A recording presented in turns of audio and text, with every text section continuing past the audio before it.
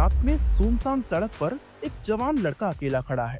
चेहरे पर हजारों सपनों का बोझ है, लेकिन जेब में सिर्फ 1500 रुपए है। इस लड़के के माँ बाप अब इस दुनिया को छोड़कर जा चुके हैं। कोई पहचान नहीं, कोई सहारा नहीं, बस एक उम्मीद है कुछ बड़ा करने की। लेकिन कौन सोच सकता था कि कमजोर सा दिखने वाला ये लड़का एक दिन बॉलीवुड का बादशाह और एशिया का सबसे अमीर एक्टर बन जाएगा। जी हाँ, मैं बात कर रहा हूँ शाहरुख खान की। आप में से ज्यादातर लोग सोचते होंगे कि शाहरुख खान ने ये सारा पैसा फिल्मों से कमाया है, लेकिन आप गलत हैं। असलियत ये है कि शाहरुख खान फिल्मों के लिए कोई फीस चार्ज करते ही नहीं। फिर सवाल ये उठता है कि ये कमाई आखिर आती कहाँ से है? इसका जवाब है बिजनेस। शाहरुख खान एक ब्रिलियंट एक्टर होने के साथ साथ एक जीनियस बिजनेसमैन भी हैं। लेकिन ये सफर काफी मुश्किलें भरा था। शुरुआत में उन्होंने जो भी बिजनेस किया वो सारे फ्लॉप हो चुके थे। आईपीएल में टीम खरीदी तो 3 साल तक हार मिली और फिल्म प्रोडक्शन में गए तो करोड़ों का नुकसान हो गया। लेकिन आज वही इंसान अरबों का मालिक बन चुका है। आज की इस वीडियो में हम एक्टर शाहरुख खान नहीं बल्कि बिजनेसमैन शाहरुख खान की बात करने वाले हैं। कैसे उन्होंने हर फेलियर से सीखा और कौन कौन सा बिजनेस किया जिससे वो आज इतने अमीर बन चुके हैं। का रेलवे स्टेशन जहां रात के अंधेरे में एक लड़का अकेला खड़ा है। उसके चेहरे पर थकान भी है और उम्मीद भी। इस अनजान शहर में ना उसका कोई जान पहचान है और ना ही कोई सहारा है। बस मन में एक सपना है बॉलीवुड का हीरो बनने का। ये लड़का शाहरुख खान है जो दिल्ली की गलियों से निकलकर इस माया नगरी में पहचान बनाने आया है। शाहरुख खान हमेशा ही कुछ बड़ा करने की सोच रखते थे, लेकिन उससे पहले ही जिंदगी ने उन्हें एक के बाद एक झटके दे दिए। पहले पिता का साया सिर से उठ गया और क्योंकि परिवार बहुत अमीर नहीं था, इसलिए घर की पूरी जिम्मेदारी माँ के ऊपर आ गई। लेकिन माँ ने कभी हिम्मत नहीं हारी। वो भी चाहती थी कि उनका बेटा कुछ बड़ा करे, कुछ ऐसा जिससे वो दुनिया में नाम बनाए। अब शाहरुख पढ़ाई में तो ठीक ठाक थे, लेकिन उन्हें असली लगाव थिएटर से था, इसलिए वो कॉलेज के ड्रामा क्लब में खूब परफॉर्म करते थे। पर ये जुनून अभी स्टेज तक ही सीमित था, ये बड़े पर्दे तक नहीं पहुंचा था। अभी वो इसके बारे में सोच ही रहे थे कि जिंदगी ने उन्हें दूसरा बड़ा झटका दे दिया और उनकी माँ भी इस दुनिया से चली गई। शायद यही वो मोमेंट था जिसने शाहरुख को पूरी तरह बदल कर रख दिया। अब उन्हें किसी भी हाल में अपनी माँ का सपना पूरा करना था, इसलिए बस एक बैग उठाया, जेब में 1500 रुपए रखे और मुंबई की ट्रेन पकड़ ली। लेकिन ये शहर हर नए इंसान को परखता है। यहाँ आते ही समझ आ गया कि नाम कमाने के लिए कितनी ठोकरें खानी पड़ेंगी। उनके पास ना रहने की कोई जगह थी, ना काम और ना ही पहचान बनाने का कोई जरिया। दोस्तों की मदद से कुछ महीनों तक गुजारा किया, लेकिन स्ट्रगल चलता रहा। सैकड़ों ऑडिशन दिए, लेकिन एक के बाद एक सारे रिजेक्ट हो गए। उन्हें कई बार तो ऐसा लगा कि वापस दिल्ली लौट जाना चाहिए, लेकिन फिर माँ की कई बात याद आ जाती थी। शाहरुख के लिए ये एक मुश्किल भरा वक्त था, लेकिन जब भी कोई सपना सच होने वाला होता है तो एक ना एक दिन दरवाजे खुल ही जाते हैं।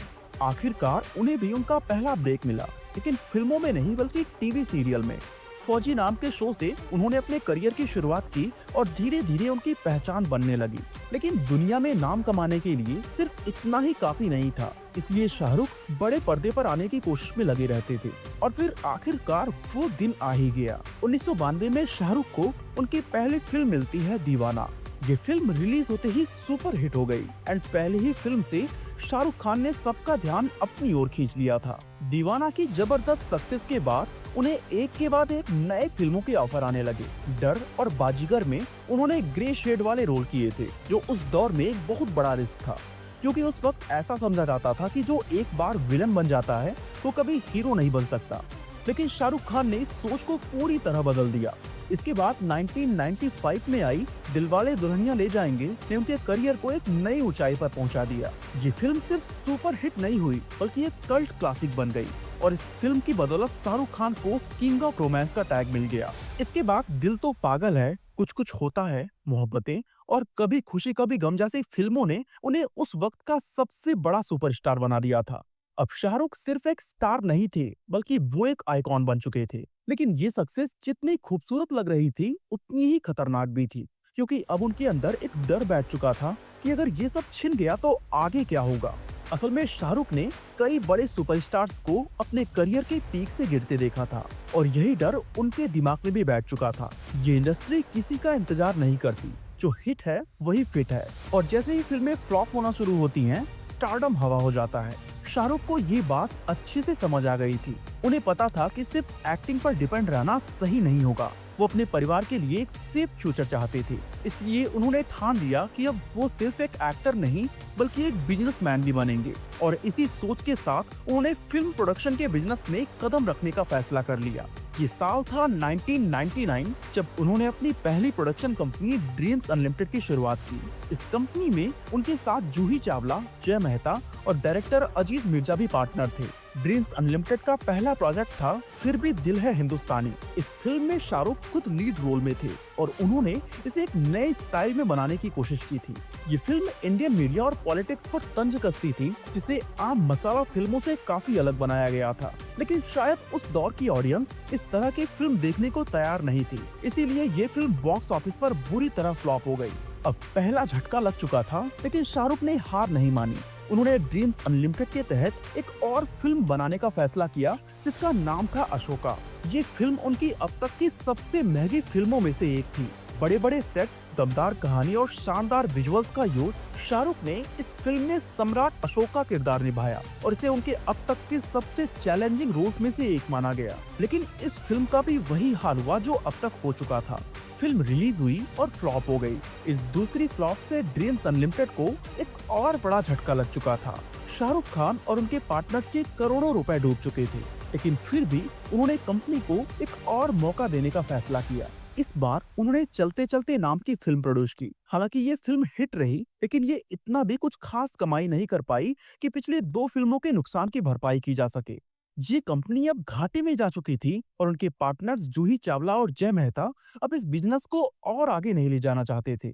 ये शाहरुख के करियर की पहली बड़ी हार थी, लेकिन इस हार से उन्होंने एक बड़ी सीख ली कि अगर बिजनेस में सफल होना है तो इसे पूरे प्लानिंग के साथ करना होगा। वो समझ गए कि ड्रीम्स अनलिमिटेड में उनकी सबसे बड़ी गलती सही टीम को ना चुनना था। साथ ही उन्होंने फिल्म के प्रमोशन पर भी कुछ खास ध्यान नहीं दिया था और अब वो वही गलती रिपीट नहीं करना चाहते थे।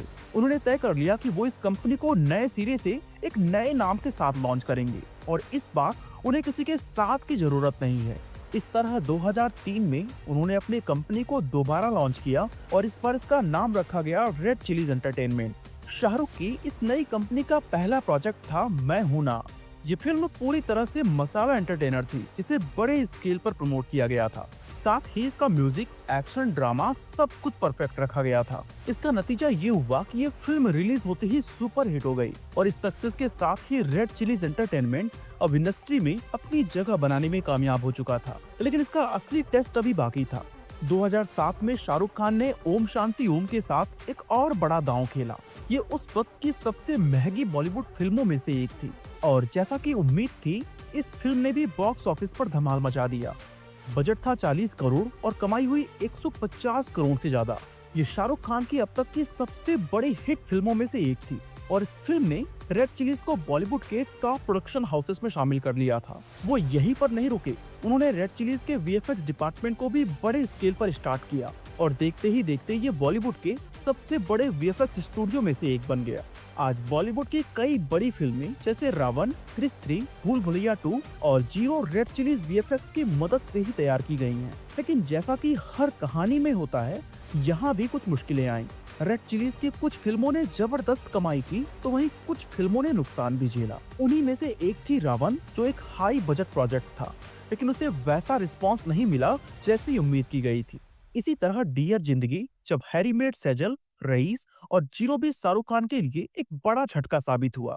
लेकिन शाहरुख खान हार मानने वाले नहीं थे। उन्होंने अपनी कंपनी को नए तरीके से आगे बढ़ाने का फैसला किया। दोस्तों, रेड चिलीज अब सिर्फ फिल्मों तक सीमित नहीं थी, बल्कि ये कंपनी अब एडवर्टीजमेंट्स, वेब सीरीज और डिजिटल कंटेंट जैसी सर्विसेज भी देने लगी। लेकिन एक चीज शाहरुख को अभी भी परेशान कर रही थी, वो ये कि फिल्म प्रोडक्शन का बिजनेस बहुत रिस्की होता है। फिल्में हिट भी होती हैं और फ्लॉप भी।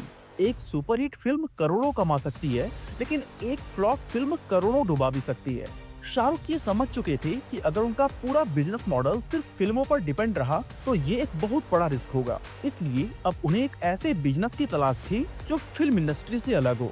और फिर उनके सामने एक परफेक्ट अपॉर्चुनिटी दिखा, जिसका नाम था आईपीएल। ये साल था 2008, जब भारत में पहली बार आईपीएल की शुरुआत होने वाली थी। ये सिर्फ एक टूर्नामेंट नहीं था, बल्कि क्रिकेट और ग्लैमर का सबसे बड़ा कॉकटेल था। इसमें बड़े बड़े बिजनेसमैन और बॉलीवुड स्टार्स भी दिलचस्पी दिखा रहे थे, मगर शाहरुख खान ने तेजी दिखाते हुए जूही चावला और जय मेहता के साथ मिलकर अपनी कंपनी रेड चिलीज एंटरटेनमेंट के अंदर एक IPL team Kolkata night Riders को खरीद लिया। ये उनकी अब तक की सबसे बड़ी और सबसे महंगी इन्वेस्टमेंट थी, जहां इस टीम को खरीदने के लिए उन्होंने करीब 300 करोड़ रुपए खर्च किए थे।